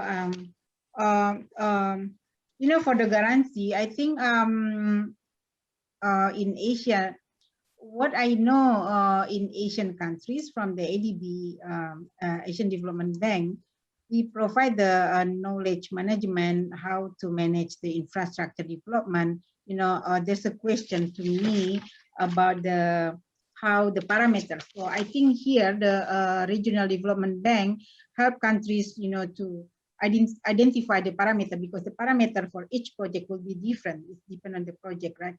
So for the guarantee, I think, yeah, in ADB, there's a guarantee. I forgot the name, CGI. Yeah, there's a. But the guarantee is not for infrastructure. It's not mandatory for infrastructure project. So mostly in Asia, I think they still rely on the World Bank guarantee. I am because my focus here, how the countries develop infrastructure financing, and then there is a guarantee institution under ADB, but that's separate from that. So in here we focus in knowledge management. We focus that country will be independent to finance their own infrastructure. So it's not gonna burden the public funding much. Like I explained, the tax is not gonna increase the rate. So if you increase the rate on consumption tax, this will be the cost in the country will be higher. But this one, the rate will be the same, but the revenue will increase.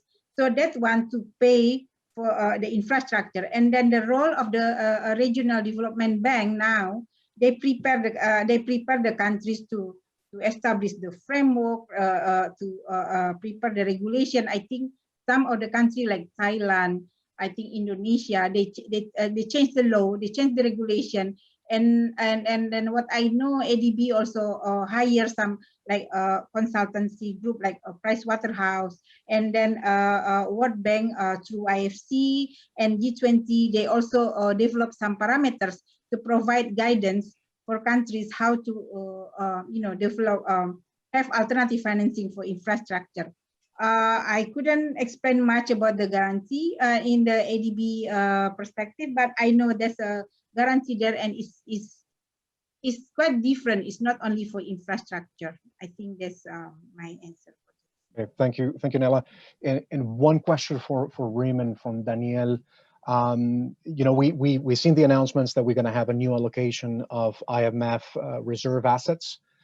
About 33 billion will go to Africa under that scheme. At a time that we are seeing reports of missing IMF funds in places like Cameroon, I'm wondering, what can be done to increase transparency on those types of funds, SDRs that will be coming into some of these countries, because I'm wondering about accountability here, and if you guys can share some ideas about how to improve that.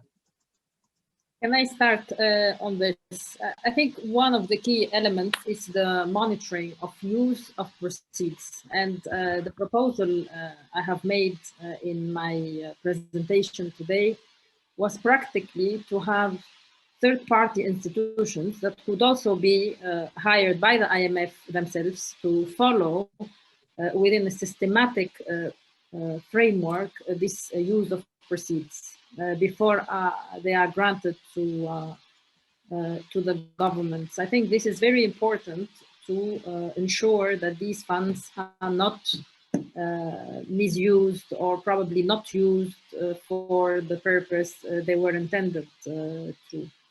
But this actually has to be in the agreement upfront to put what I call the requirements for transparency on the use of proceeds. And this is why, for example, the example I shared with you today is a practical example on how you have a quarterly reporting from the day the money or the funds are raised from the market. And this will create, in fact, predictability on the use of funds, and then trustability on the use of those funds, and also will ensure delivery of those projects or purposes that are under this framework of funding. And I think the IMF, it's not only a matter of enhancing the reserves and allocating new SDRs to Africa,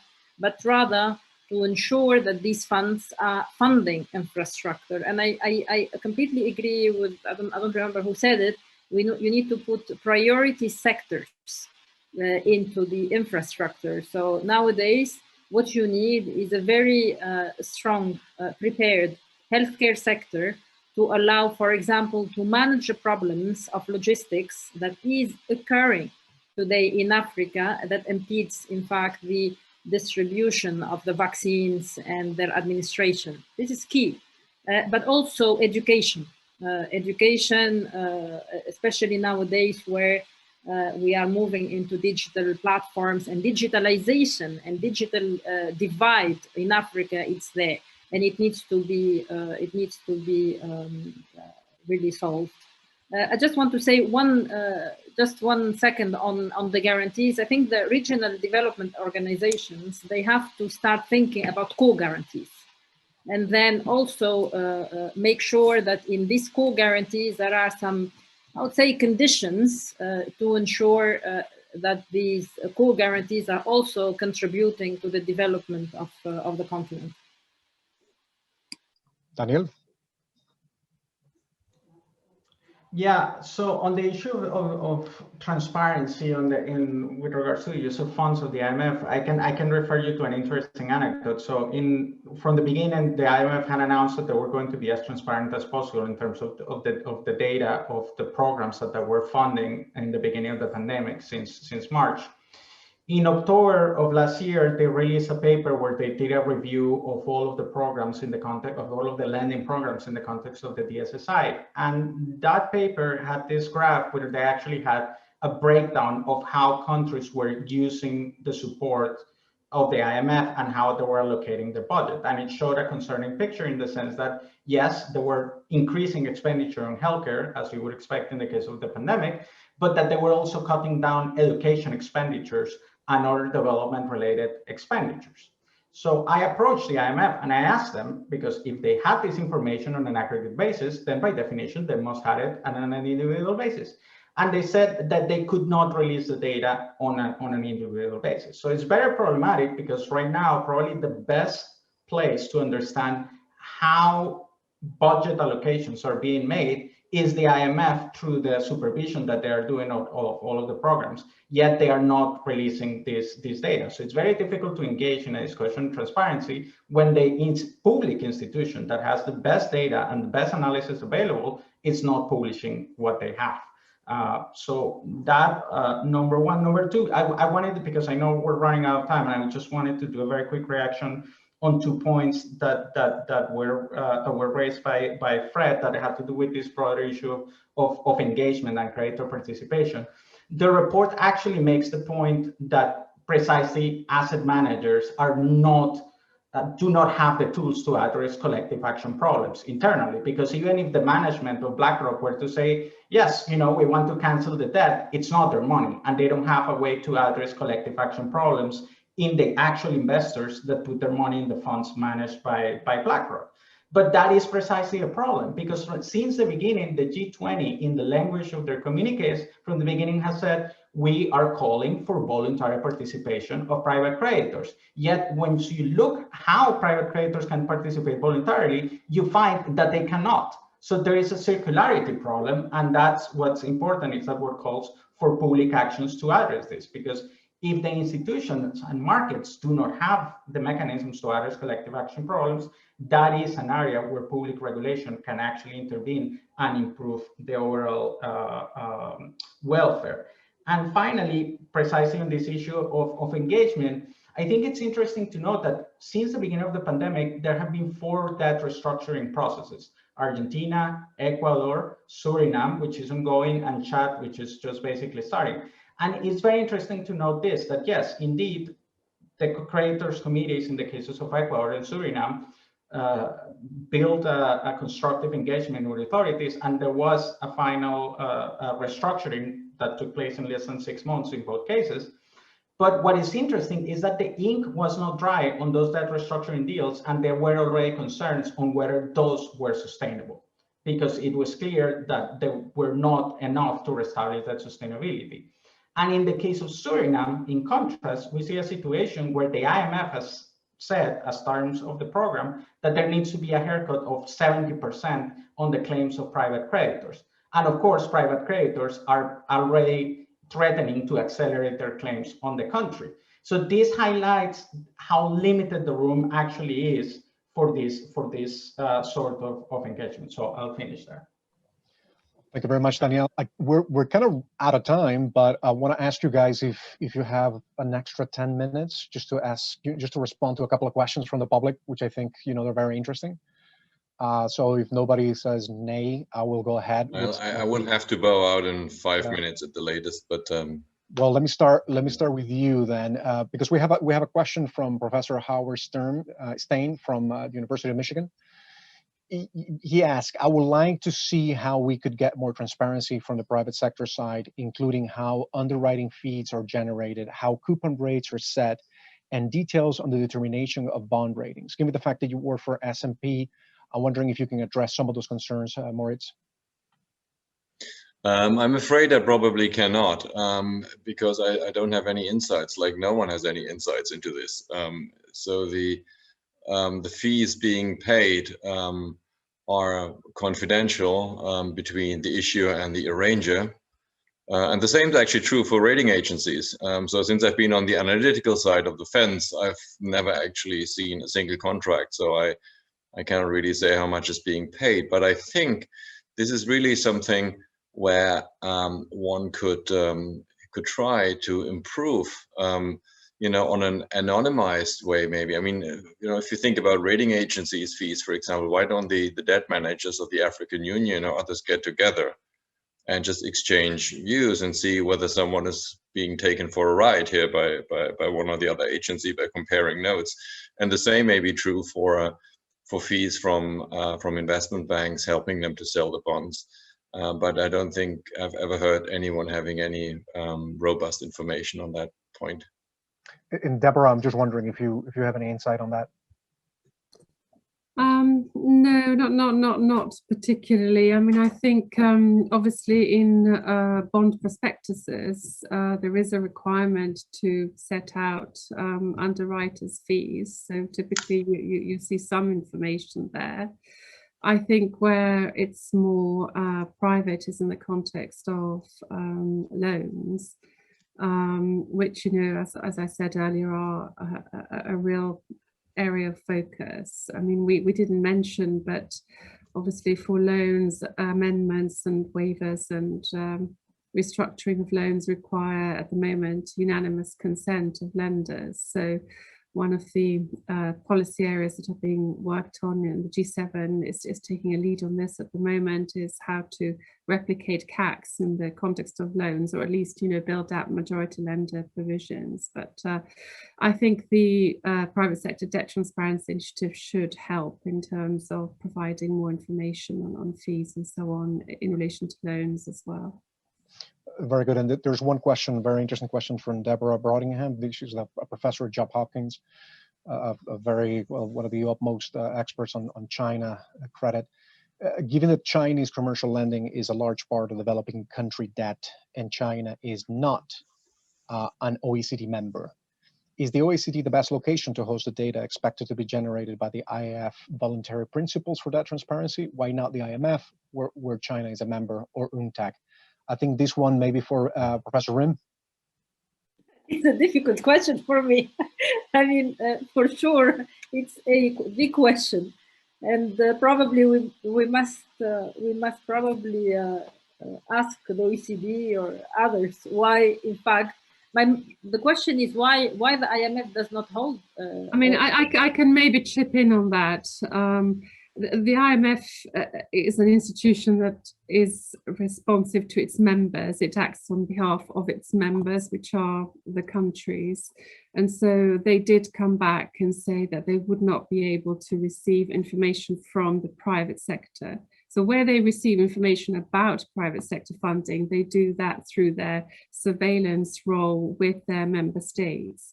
But to actually receive information directly from the private sector would not be within their mandate. So that was actually the private sector's preference, was for the IMF to be the reporting host, as we were calling it, but they weren't able to fit that within their mandate. So the OECD, provided an alternative. On Chinese lending, I mean, to the extent that Chinese lending is categorized as commercial lending, then the hope would be that at some point those Chinese banks and those loans will be contributed by those lenders into the repository. We did have some participants from the Chinese banking community in the private sector working group on the IIF debt transparency principles. But ultimately, I think there needs to be a beginning of the initiative, and then hopefully others will join as it takes off. Very good. I have a lot more questions for you, Deborah, about that. I'm not going to be able to ask you any questions, I guess. But we have a question from Teres Malunga. With the exceptional growth, both in size and value of arbitration awards, how can these be treated as part of sovereign debt stockpile? And is this kind of exposure considered in assessing total sovereign debt exposure? For this one, I'm not sure who is best placed to answer. So if anybody can offer to answer that one. I mean, yes, I think those types of claims would be included in an analysis as to what obligations were owed by a particular sovereign. But obviously, if the arbitration had already started, etc., it would be kind of on a track of its own, and then there would be some assessment as to likely success or otherwise. But you do see tension between holders of arbitral awards and other creditors. We've seen that in the case of Venezuela. Very good. So I'm being told that we need to finish. So I really appreciate you guys' participation. It was tremendously interesting, and like I said, I have a lot more questions, and I think the public as well. So I really appreciate the participation of everybody and the public that asked questions. So thank you very much, and I really appreciate it. I don't know if Professor Rim, you wanna say a few words? First of all, thank you, Alonso, for great moderation of this panel. And I would like to ask all the participants to switch off their cameras, because we have a group picture always at the end of every webinar we have. At the same time, I would like to announce that our next webinar would be on the 1st of July. So it's a complete different topic, which is confidence. How does it work, and what does it mean for our economies and societies? So that is on the 1st of July at the same time at 3 p.m. Central Eastern Time. So I hope you can join us, and I thank very much all the participants today for this very interesting discussion, and all the panelists again, and I hope to see you another time in our EMEA webinars. Thank you very much. So I would like to ask everybody to switch on his camera. These are all the participants. Let's see if we can do this.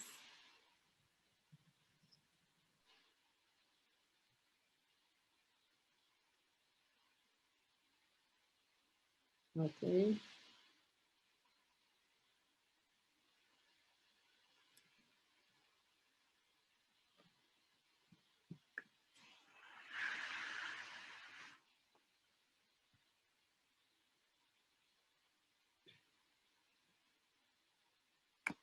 Okay, I thank you all. See you next time. Thank you. Bye-bye.